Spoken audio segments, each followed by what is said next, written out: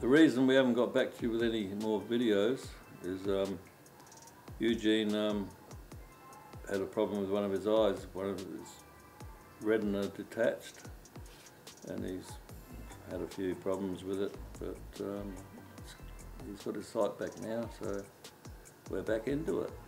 So don't forget, subscribe and press the bell.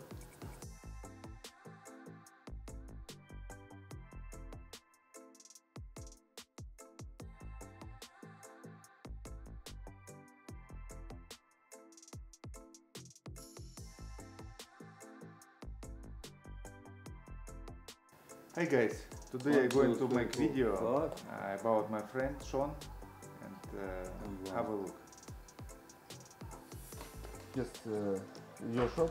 Could you just tell about your about yourself and how you came to Australia again? Okay, I was born in Ceylon, and now it's called Sri Lanka, and when I was 10 months old, I left there. I went to Singapore. I lived there for 2 years, and after that I went to England and lived there for a couple of years. Generally every 2 years we moved to a different country to live. My older sister she just died not recently. She was born in Egypt when the old man was there. And anyway, we emigrated to Australia in 1969. We got here the day before St. Paddy's Day, March the 15th or something like that, 16th, I forget now. And been in Australia ever since.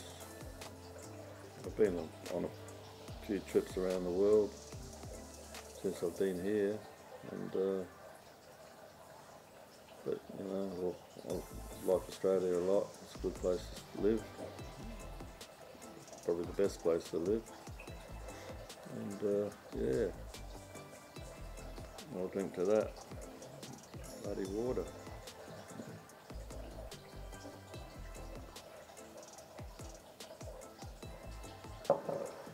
What are you doing? Oh, I did my time I went to school here, and when I first went to school, when I first came here I had long hair. Now I'm bald. But I had shoulder length, strawberry blonde hair, and yeah, all the girls liked me because I was different from all the other kids. I had a few fights when I went to Largs. I had to go to Largs Bay Primary for 6 months, and when you're a new kid on starting in the middle of the year, you always have problems with the other kids. They try to bully you and that, so I just stood my ground and they left me alone in the end. And went to Lefevre, and then I left Lefevre and I went to did my time with Gibbon Millers in Port Adelaide, did the Boilermaker welder apprenticeship. 5 years it was. Then I branched out into specialised welding and got into the construction industry, and had my own welding company, went all over Australia for different jobs. But I'm retired now. I had a bit of went in for a shoulder reconstruction and found out that my heart was no good. So 2 weeks after my shoulder op, I got a open heart surgery, got a new valve put in, and they put a bypass while they had me opened up.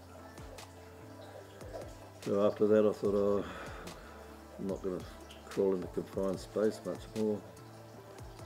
So I tried to get on a pension, and eventually I got on a pension. So here I am now. What are you doing now? Everything.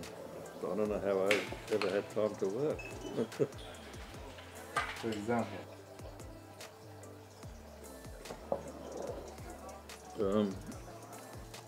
Do a bit of gardening, and I've got a few hobbies, go fishing, Sometimes I go away, do a bit of gold prospecting.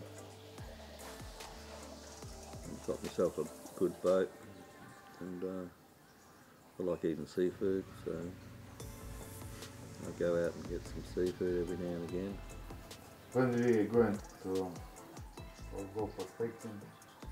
Yeah, I'd wait till you go in the summer, it's too hot. You ever try digging holes in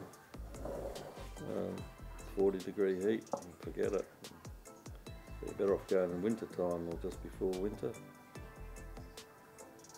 But I like to go to Victoria because it's only about 8 hours away from the Gold Coast. Golden Triangle, Wedderburn, Bendigo, Ballarat, like a big triangle. Anywhere in there there's gold. I found little bits of gold, but nothing substantial. Because of the gold fever I developed, I've got 2 detectors, and we've got a 4-wheel drive and a camper trailer. So I just live on the side of the road. You can go to the national parks, stay there. Do you want to show us some your equipment or this gold? I could go and get it. Yeah. Not now. Yeah, just finish game. In this bag I've got a couple of bits of gold that I found.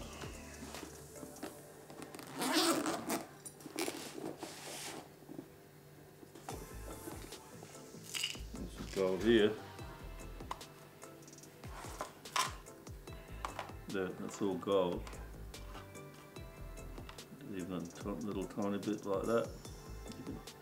Just a really tiny sound. That's the first gold nugget I ever found.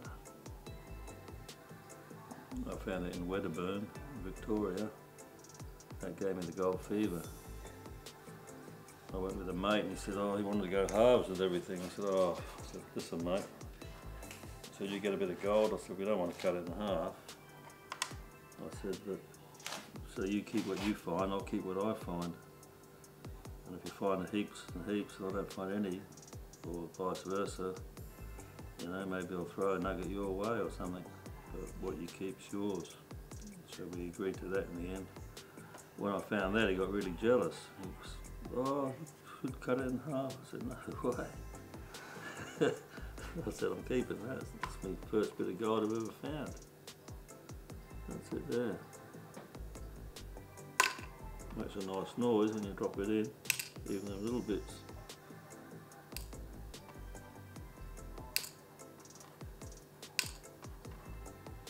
Wish there was more of them, but I've got a few more somewhere else, not many.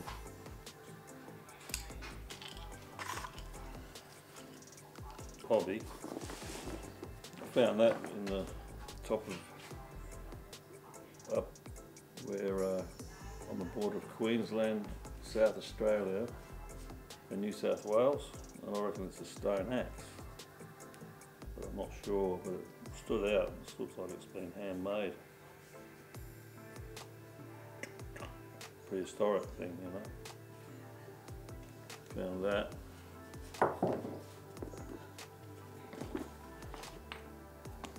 That's a piece of petrified wood. That's I found that in what's the name of the place? Tibooburra, just out of Tibooburra. There's a town. I forget the name of the place now. It's probably about 30k away from Tibooburra. That's where I dug that up. Just a bit of petrified wood.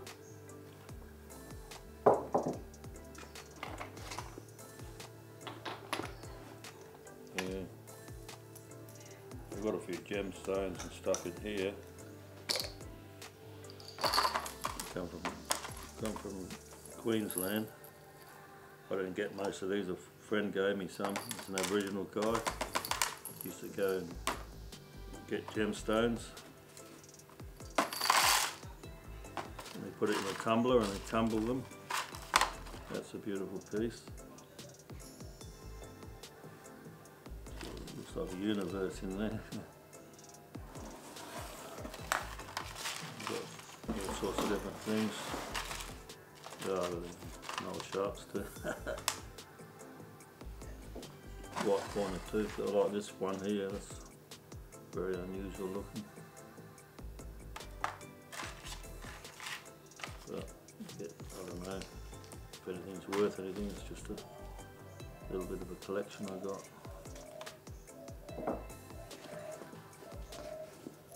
Got some more in here.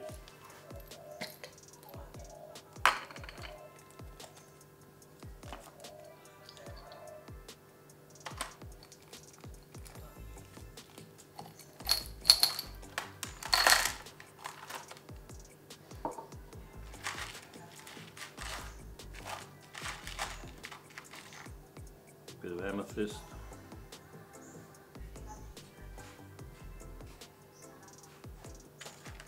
That's iron ore, actually.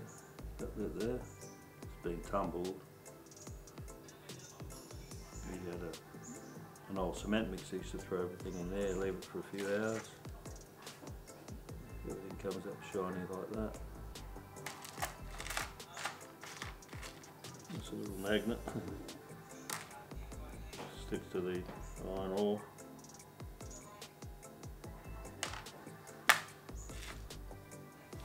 Yeah.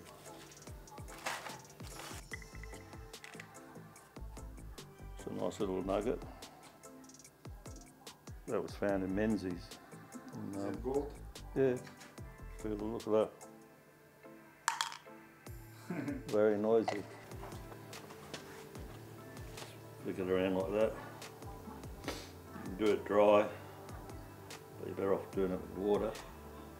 Anything gets left in these grooves. It's always handy to take one of them with you. Yeah, this is a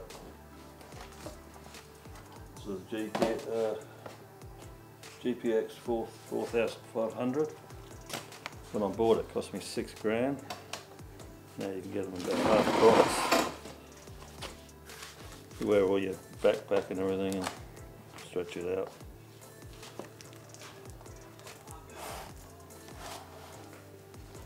And you go over target. Ding, boom, boom, boom. That's my backup detector. Bit of mono. That's a mono one. When it's on the end of your detector, that's the gold here. No, you can miss it. You might get. When the gold's been in the ground a long time and it's deep, it gets like a halo around it, and it's very faint sound. So you're better off digging up every sound that you get to see if it's anything good or anything. Piece of gold or a piece of crap. Yeah, so I've got a few mats here. Show you a few mats I've got here.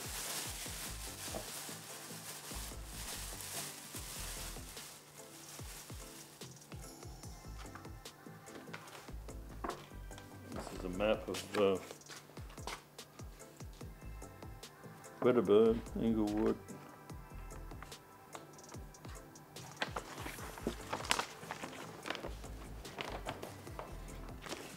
Malagal goldfields.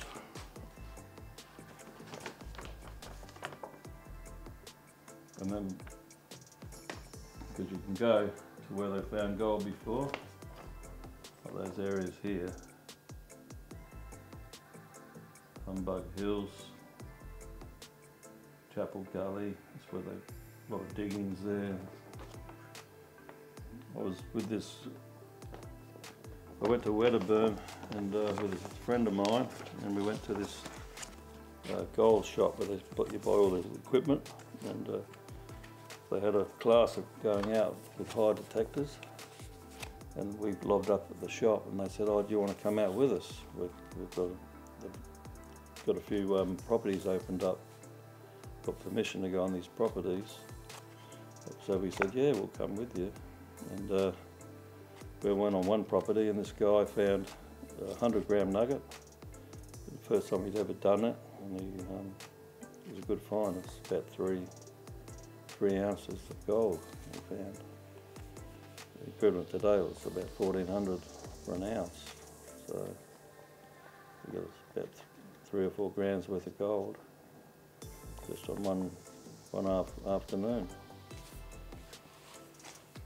But you can get all the gold sites, Western Australia, you can get maps, a lot of places you can't go.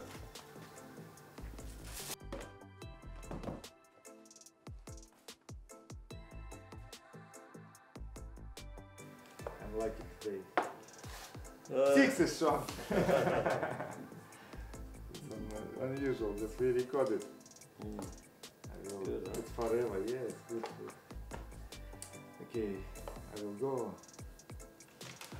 Thank you guys for watching. Please subscribe, leave comments if you like this video or not.